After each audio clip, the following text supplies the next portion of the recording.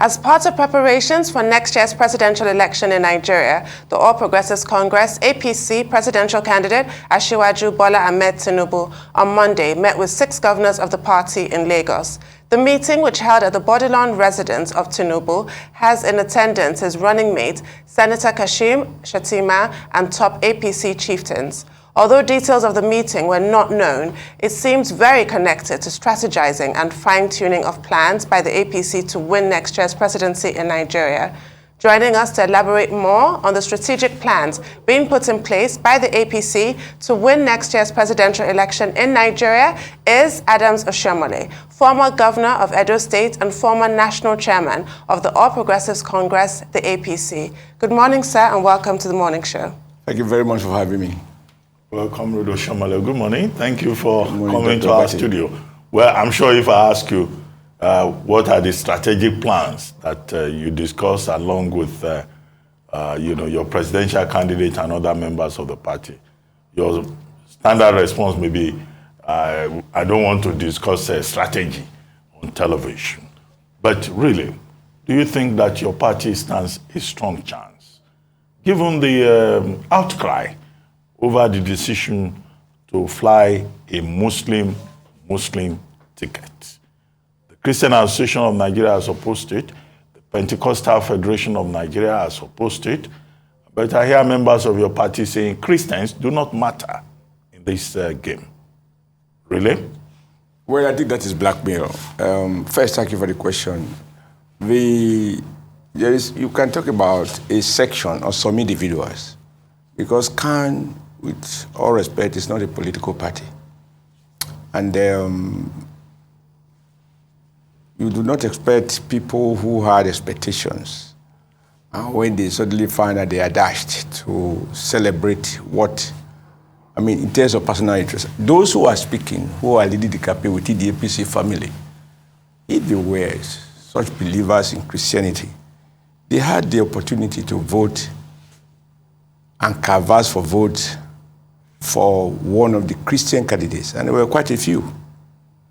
But they are on record as having led the campaign on the side of Asiwaju, named very well that is a Muslim. I think the Nigeria challenges are beyond religion. If religion is the answer, per capita we have more churches and we have more mosques.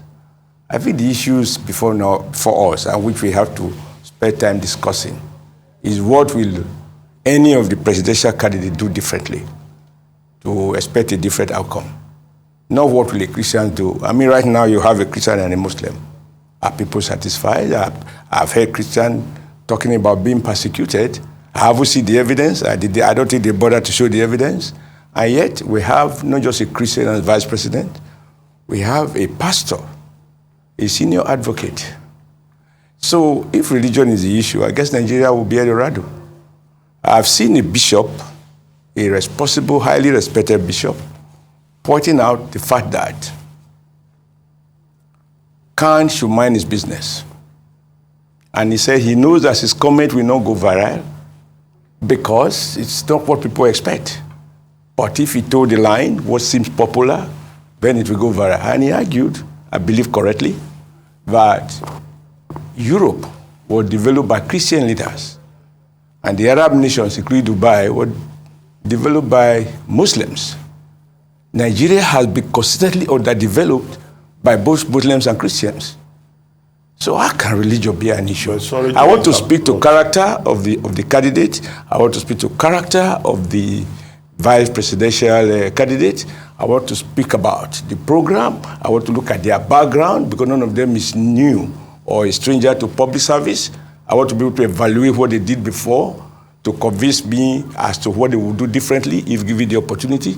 I think these are the issues. And given the serious situation we are in terms of the economy, security, you name it, I think this is what we should devote time to.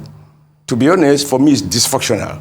And evidence exists that Nigeria was probably at its best when religion didn't feature, whether under military rule and even thereafter. The most colorful, highly respected Nigerian, late Chief Bafemi Awolowo, ran with Tumiadi, both of them Christians, both of them Southerners. And he could have won. Shagari won that election narrowly In fact, they have to resort to judicial mathematics to define two-thirds of what constitutes two-thirds of 24 states, or whatever the number of states were at that time. So when has religion become the issue? Whether you go to heaven when you are done from here, or you go to hell, it's either your privilege or your body. That is my position. And I do not think that Khan is speaking for. They talk about northern Christians. Northern Christians. Where did they hold the meeting? The ease with which they made pronouncement shows that there was no consultation. I'm an association person. I'm a voluntary association person. Before they arrived at that decision, where was the meeting held? And it is this same kind, some of them, remember when President Obasanjo had issues with them, they were serious. I believe there was a riot in Jos, serious issues. And the then president rightly decided to travel to Jos to do on-the-spot assessment. And he saw somebody under the cover of Khan, playing up religious issues when we're supposed to be dealing with real issues of criminality. I haven't seen evidence, either whichever side of the debate people are, that Muslims are safer right now relative to Christians, not that Christians are safer relative to Muslims. I haven't seen evidence that you have more unemployed Christians than compared to unemployed Muslims. So what are the issues? Should we, in terms of priority, see religion as the issue? Remember, this is a country where things have gotten to a level that the former emir of Kano, and I respect him very much, Sanusi said, and former governor of CBN, that rich people, wealthy people should rather build more schools than building mosques. He's a very serious Muslim. But he understands that in terms of long-term prosperity and peaceful coexistence, and empowering people to be employed and to be employable, that whereas he's a believer, there's no question, he also knows that God will expect that the people he has brought to this planet Earth are left unequipped, unskilled, uneducated, so that they are unable to use their two hands to feed one mouth, and they live in perpetual poverty and hardship. Well, sir, just before I forget, you refer to a certain bishop who had an opinion different from that of the Christian Association of Nigeria. Yeah. Could it be one of those bishops that came for the former unveiling of the running mate to Asiwaju Bola Ahmed Tinubu? I didn't even know that there were bishops there until I saw it on the newspapers. Okay, but the one I'm talking about, there are bishops and no, there the are one bishops. There are bishops. If you are anti-Christian, then you are the real bishop. If you play up the fact that religion is personal and Nigeria is a secular state, then you are one of the free bishops. It's about what suits you and what suits people. Truth is always uncomfortable to many. That is my experience. Right. I mean, everybody, however you describe them. Okay, let me draw your attention to a video clip that is being circulated, and this you can verify. A statement credited to, and I watched it by Pastor Adeboye, easily one of the most respected elders and the head of Redeemed Christian Church of God. He said, no genuine member of his church can't point out anywhere he, as the head of the church and as a father, has directed church members to vote for either of any political party or any particular political candidate. Is that also an invisible and unknown? But if he has said, I, Pastor Adeboye, I denounce Christian, Muslim ticket, I'm sure everybody will spend a couple of days discussing it. But he said, no, it's not for nothing that he himself even decided not to vote. Because according to him, he doesn't want to be seen to vote for one of his children against another. He sees himself as a father. And that is the true behavior of a believer in God. Which country has survived religious war? evil people who are on record as being prosecuted for misappropriating money that a Muslim president appropriated in favor of Christian children who were displaced, were allegedly converted to grass cutter. They have become the new voice of Christianity. Right. So we must make a distinction between Christians by mouth and devils being heart. Oh dear. Who want to see Nigeria, engulf in a war that nobody can win. Okay, if we can... And lastly, who is a better Christian in the Nigeria context? Somebody like Asiwaju, who has a Christian wife of about 40 years, happily married, no record of divorce, with 4 or 5 children, some of them Muslims, some of them Christians. Is not an example of what a nation should be? Because the real question I thought would disturb anyone is, if we have a Muslim ticket, will that affect the freedom of worship? If yes, then there's a serious issue. If we have a Christian ticket, will that affect the freedom of Muslims to worship in full freedom? If yes, then there's an issue. But truth is, both Christians and Muslims, even now, worship freely. So why should it be a problem for anyone? Okay, sir. Right. Well, thank you. My question for you is, what approach will the Tinubu campaign take, since he's running on the platform of APC that has been in power for the past 7 years, under his watch as national leader of the APC? All the blame and credit will be apportioned to him as well. So will the campaign be running on continuity or a departure from the last 7 years? No, I think in appropriating apportioning blame or credit people, you look at their role. It is a fact that Asiwaju by himself said, yes, he co-founded APC. I was a co-founding governor of APC, along with Fashola and other governors. But he never participated in governance, never held any position in government. He didn't carry out any contract on behalf of government. So how can you credit him? Either way, you can't credit him. Either way. I mean, this is just being fair. It's not like the vice president who announced that he has been given the responsibility by the president to chair the economic team. Not just the national economic team that is in the constitution, but a special team put together by government, and he chairs it. So you can ask him to account for some economic policies. You can't say someone who never in any way participated in government should be credited with the outcome of government policies or be blamed either way. So as national leader, he had no input? National leader of the APC? No, I don't want this to be the conversation, but I watch that statement which you use quite generously on television when he was in Abeokuta, a few days before the convention. But this, I do not think we need to play back. Okay, sir. Yeah. You made a lot of claims concerning Muslim ticket and thereabouts. All of those claims have counterpoints. But one that you said about Pastor Adeboye. Yeah. The Will newspaper on the 19th of July 2022 says Adeboye backs CAN and PF. Yeah, the Will. Adeboye backs CAN and PFN's position on Muslim ticket. That means he's against it. There's also a story here talking about RCCG denies Adeboye and Tinubu meeting over Muslim ticket because there was a talk about a meeting.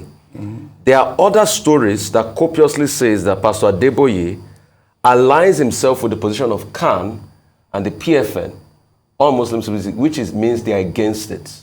That's number one. The number two question I'd like to ask you, and when you also check historically, there's always been a balance between Christian and Muslim. The only time we didn't have that balance was from the time of Gowon up till, early into the time of after Gowon left office and the time of Buhari Idi Agbon in 83, but that administration didn't last long. Even after Buhari Idi Agbon, you've always had a balance between the Muslim and the Christian with the military government. Babangida Ikomu, Kiwe, Babacha, and Dia, and the likes. There's always been some sort of unwritten balance. That's the counter-argument a lot of people are making. Thirdly, people are saying that that means what you have just said here is that you don't feel proud to campaign on the legacy of President Muhammadu Buhari, that you have dissociated yourself to him. Since when Tundu asked you that, will you be campaigning for continuity, you said no. You said you cannot blame your candidate Bola Tinubu from the problems of this APC administration. That means you are dissociating yourself from the same tickets that you, sir, campaigned so hard for 2015 and 2019. Is it that you are saying this current administration has failed? This is a very, with due respect, this is a very poor interpretation of what I said. Okay, sir. Because she asked me about the performance of this government in relation to Tinubu's candidature. And I said, it's not in this government. And it's a statement of fact. I did not dissociate myself. How can I? No, did I dissociate anyone? I talk about gains, and I talk about whether there were gains or no gains. Of course there are gains. But that is not the question before me. There are many gains, many gains in the area of infrastructure. Even talking about, the religious issue that you talked about. I lived in North for a long time. And to my knowledge, there is no Christian bishop who has been detained or prosecuted in matters that seems to have some relationship with the church. Where Zaki is being prosecuted? He's a Muslim. And the president is a Muslim. And that is a man who used to block the road. And when he blocked the road, even Vice President then Amadi Sambo will make a detour. This is no secret I'm about to reveal to you. So I think we should just have a conversation about the future. But more importantly, Malam Rufai, the truth is, in every democracy, recently in Britain, the Conservative Party voted to some decision. In the end, Boris Johnson offered to resign as Prime Minister. That does not dismiss, that does not mean the Conservative Party have disowned whatever he did while he was Prime Minister. But it is a fact that democracy allows the system after every 8 years, even if you are in jail. I repeat, even if you are in jail president, in jail governor, after 8 years, you are not eligible to recontest. Somebody else has to contest. And it is not for nothing, and all over the world, you will find where even a vice president, I remember Al Gore and Clinton, yeah. And Al Gore decided to do a completely different policy, sets of policies, which he thinks were different from that of Clinton. So that you belong to the same party doesn't mean you will do things differently. Okay. And the electorate, I believe, understand that. Okay. And I also want to remind you, because part of the role of the media, like you just done very smartly, though inaccurately, is that you must help the country. People may be too busy to remember what happened just a few years back. And it is human that the other party, the PDP, mismanaged the country to the extent that after their defeat, there were open debates and banner headlines in newspapers.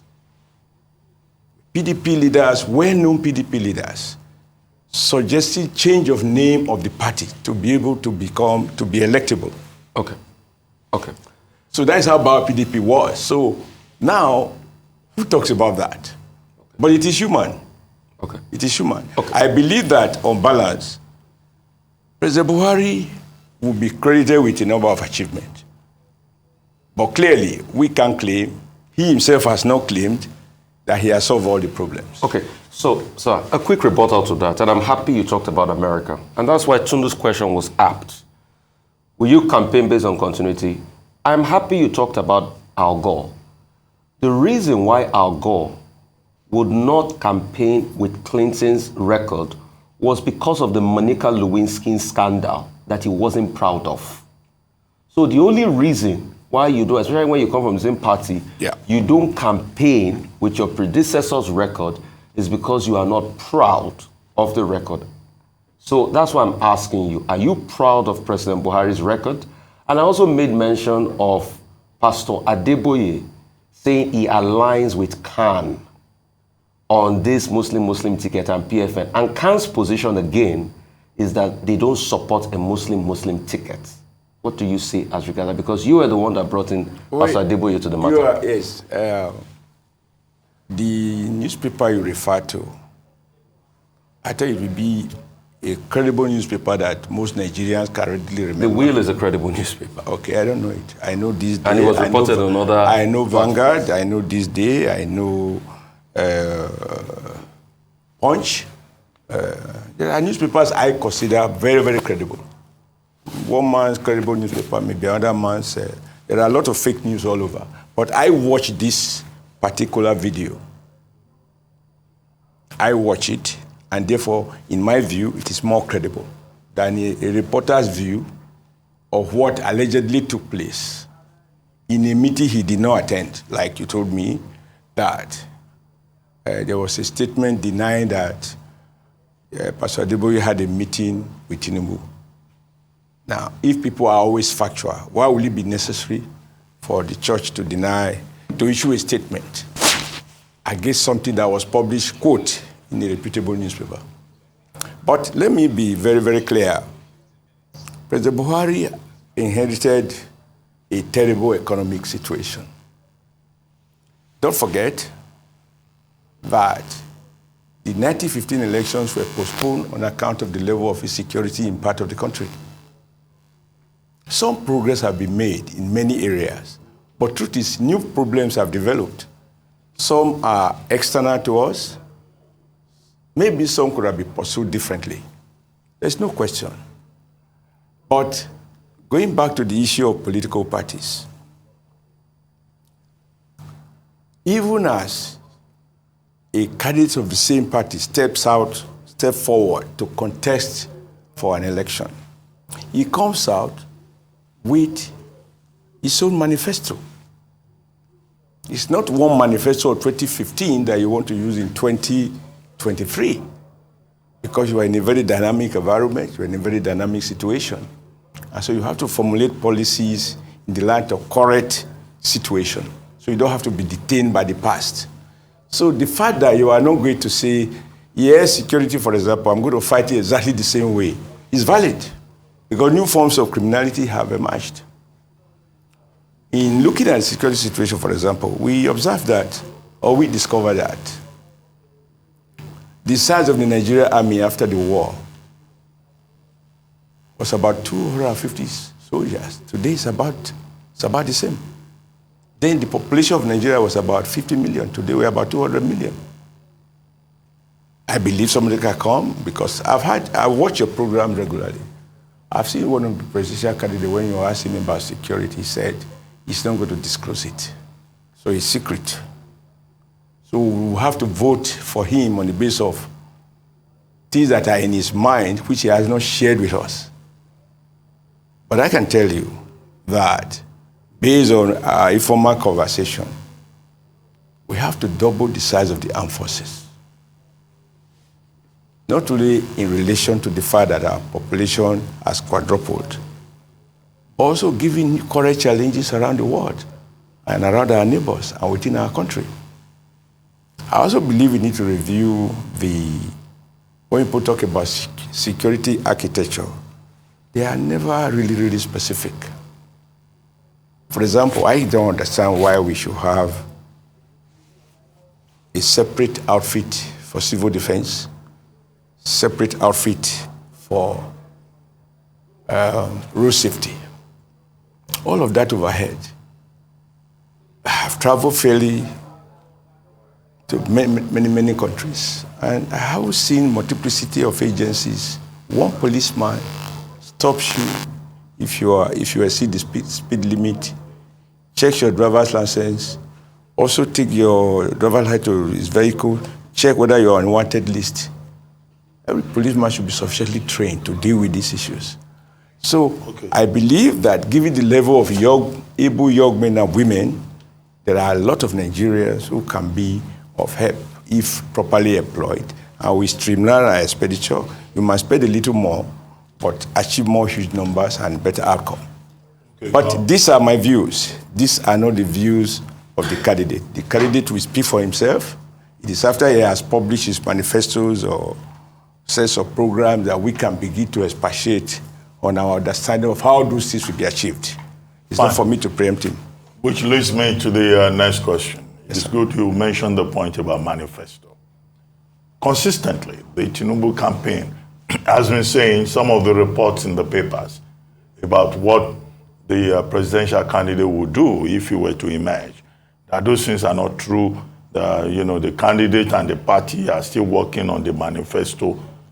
Is that standard practice that the candidate who had expressed his interest, who won the primaries, much later will still be saying, we're still thinking about what to do?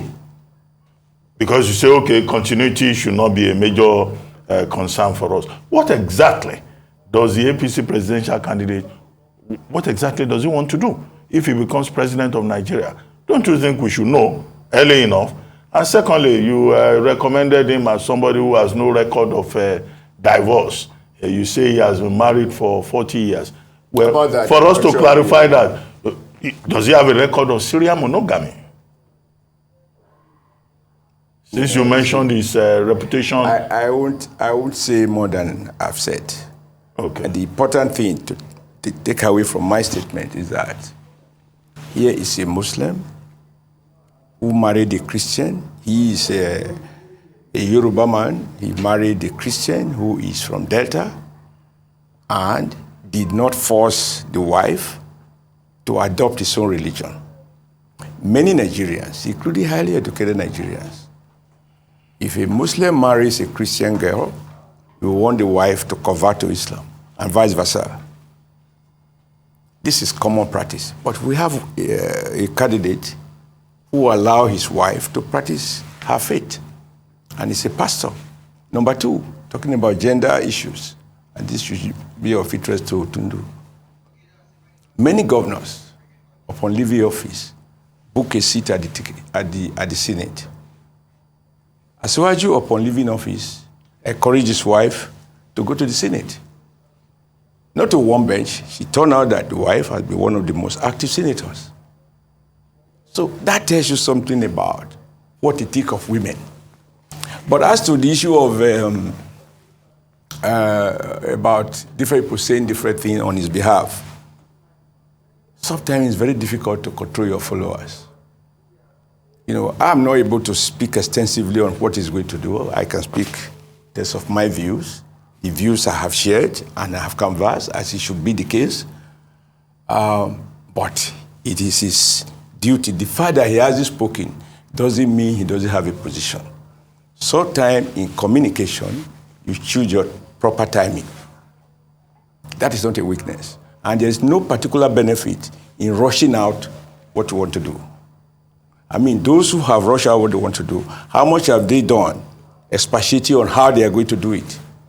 I watched so many of them get away with a number of very intriguing questions that you put to them.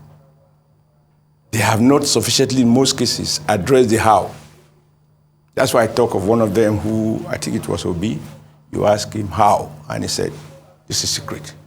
The obedience will come after you, sir. I can come after them. If you criticize Peter Obi. Talking about, I didn't even have the benefit of correct smartphones. I have also played my part in this country as a non-state actor, and I interrogated and engaged power and fought with power on the side of the people. That even Lagos, Abeokuta, not by people who are not ready to bear risk, got Nigerians to buy into my own thought as to what the policy options ought to be. So this obedience or disobedience, time will tell. Time will tell. I mean, we now live in a world where you can have just 10 young men and women in one room, whether motivated or not motivated, and they can churn out 1 million stories using different names. You need to track them to find that this whole thing is being done in one room. Time will tell. And also, you know, what has changed? My dear friend Obi, a former colleague, was a vice presidential candidate. How come people massively disobey the ticket? What has changed now that you think that they will be obedient? You know, slogans are nice, but real issues are probably nicer. And I'm looking forward to the campaign stage where we have to address the issue of how. Because too many of us in politics get away with too many things. You spoke about alcohol, how you knew it was about whiskey. You can speculate on that. No, but that was the truth. That was what Al Gore himself said. There are facts to that effect. I didn't watch it, so... No, there are facts. Yeah, okay. Because Clinton left power with a high approval rating, budget surplus in 40 years. Yeah, but then at the end of the day, he probably found out that he was wrong because he lost the ticket. But the point I want to make is that elsewhere, when people say, I'm going to do this, you don't really speak to how you are going to do it. You will speak to how you are going to fund it. Because something must give. But this is the only country where people will say, I'm going to make 10 tons of omelette to feed these hungry children. I'm not going to tell you what he's doing with regards to poultry farming, etc., etc. And then the headline will be, 10,000 children will be fed with 20 tons of omelette. I think that when the campaign starts, what the media will ask, other parties will ask. Okay. If I say something, as you said, Comrade, time. Yes, sir. Thank you very much for joining us. Comrade Adams Oshiomhole on today's morning show.